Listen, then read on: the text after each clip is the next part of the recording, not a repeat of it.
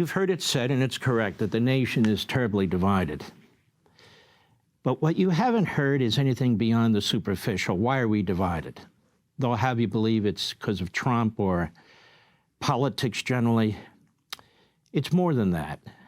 And the reason this nation is so thoroughly divided is we're divided along those who really believe in the founding principles of our country, liberty, and when you look at the Bill of Rights, the issues related there, and those who want to change the country into something that is, well, for many of us, horrific.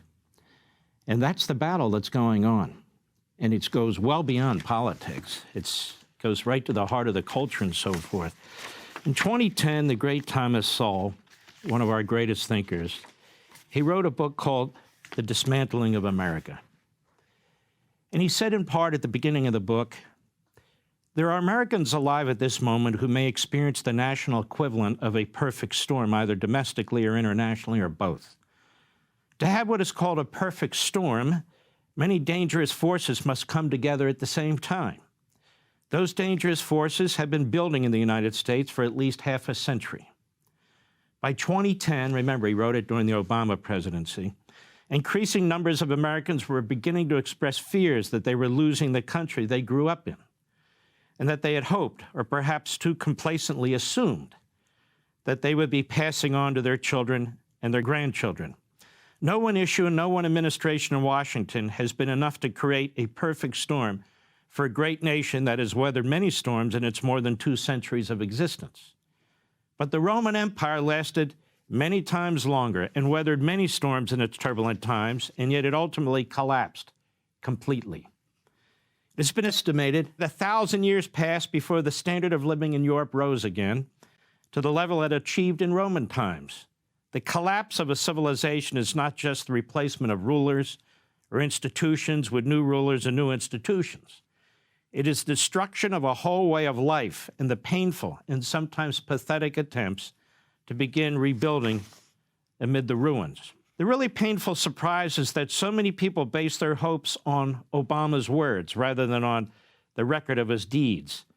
What that means is that even if we somehow manage to survive this man's reckless economic policies at home and his potentially fatal foreign policy actions and inactions, the gullibility and fecklessness of those voters who put him in the White House will still be there, to be exploited by the next master of glib demagoguery and emotional images, who can lead us into another vortex of dangers from which there is no guarantee that we will emerge as a free people or even as a viable society. Our concern is not with one man, but with a country, though history has shown repeatedly that one man in a key position at a crucial time can bring down a whole country in ruins. But history is just one of the things whose neglect has contributed toward the confluence of forces that can produce a perfect storm. When we look back at the decades-long erosions and distortions of our educational system, our legal system, and our political system, we must acknowledge the chilling fact that the kinds of dangers we face now were always inherent in these degenerating trends. Thomas Sowell, Dismantling America.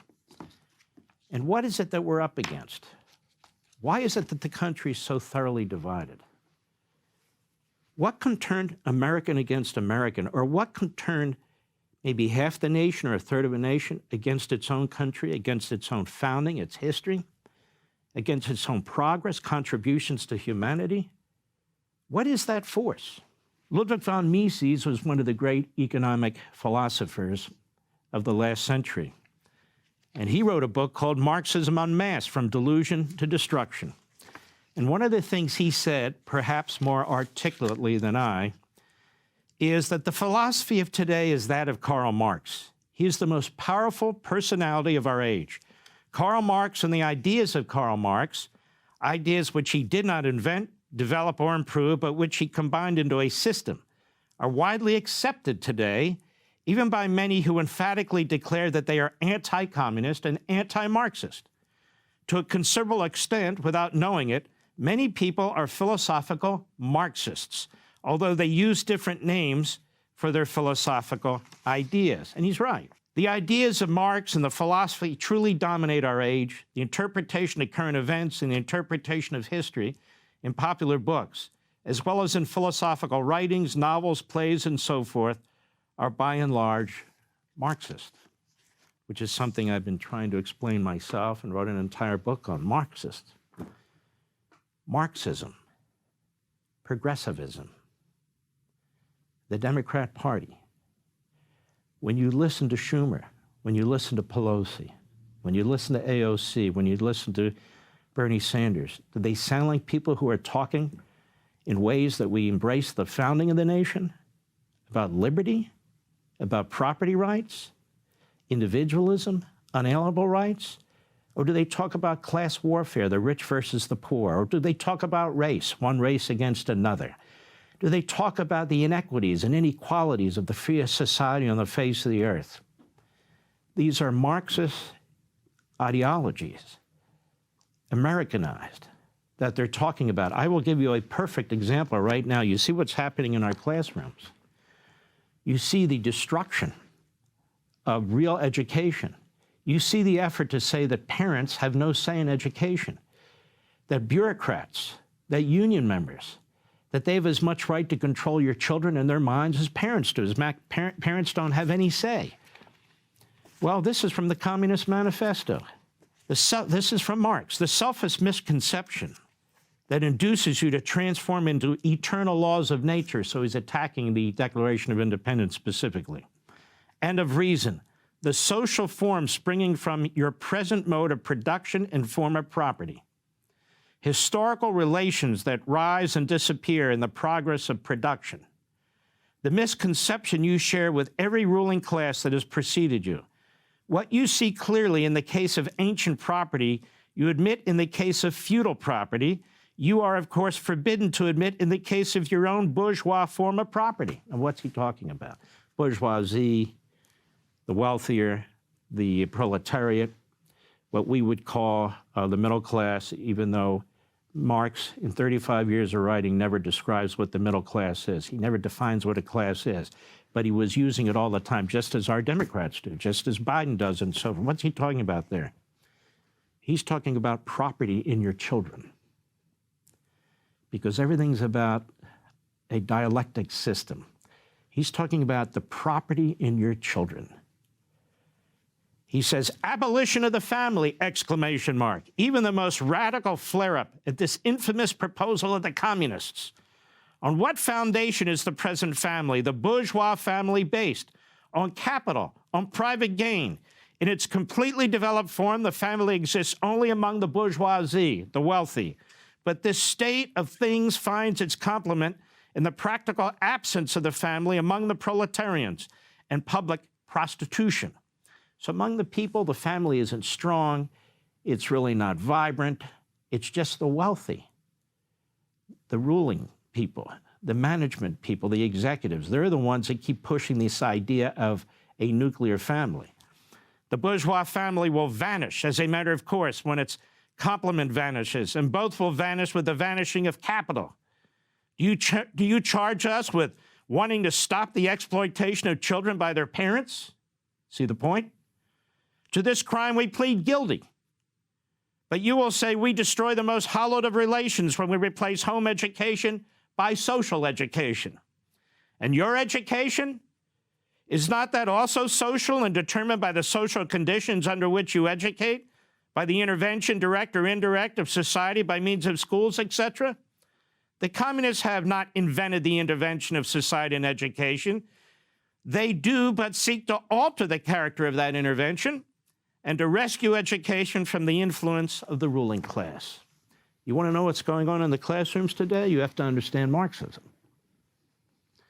You have to understand what Mises said and what others have said. This is an intent to destroy the nuclear family, because in order to indoctrinate your children as actors for the state, you've got to destroy the family. The greatest obstacles to advancing this so-called nirvana or paradise or utopia is the family and faith. Now, you had an overwhelming number of senators who voted the other week for what they call the Respect to Marriage Act or something to that effect. That law really had nothing to do with marriage. It should have been called the War on Religion Act, because the goal of that law, as demonstrated by Mike Lee's amendment, the goal of that law is to prevent religious institutions, Orthodox institutions, Christian institutions, Muslim institutions, from teaching their faith in various formats, hospitals, schools, think tanks, and so forth, and to create federal crimes so the federal government can impose its will. The war on the family is taking place every single day when you turn on TV and you watch the corporatists and their commercials and all the rest. But this is only one little piece of it. This is only one little piece of it, the war on American history. The history that brought us the freest nation on the face of the earth over time, where Americans fought a civil war with over 700,000 casualties to end slavery and keep the Union. No country's ever fought a civil war over slavery like that. We did. And all the efforts, economic, legal, and otherwise, to make amends for the past as if they never took place. Or a great nation that represents the unalienable rights of the individual, that rights come from God, that there is a natural law, a right and a wrong, a good and an evil, and that all our rights and the law don't come from the present-day politicians and their supposed wisdom. This is a big difference between the Marxist ideology and the ideology that's built on thousands of years of human experience, and which was heavily influenced in this country by Montesquieu and Locke, by Adams and so many others, Burke, and the great founders of this country. That's the battle that's going on in this country. The dismantling of America, its culture in every respect, which has found a home in the Democrat Party, which has devoured the media, devoured our public schools, devoured our colleges and universities, and devoured our entertainment industry, and the rest of us who understand what a fantastic country this is. We're losing elections, and the media and the pollsters and the consultants, and yes, the Republican establishment are looking for easy answers. The problem is, they're the problem. They don't understand the depths of the problem that we face today. They don't want to address it. And their idea of successful politics is to meet halfway the party that is hell-bent on destroying our country. Hey, Sean Hannity here. Hey, click here to subscribe to Fox News YouTube page and catch our hottest interviews and most compelling analysis. You will not get it anywhere else.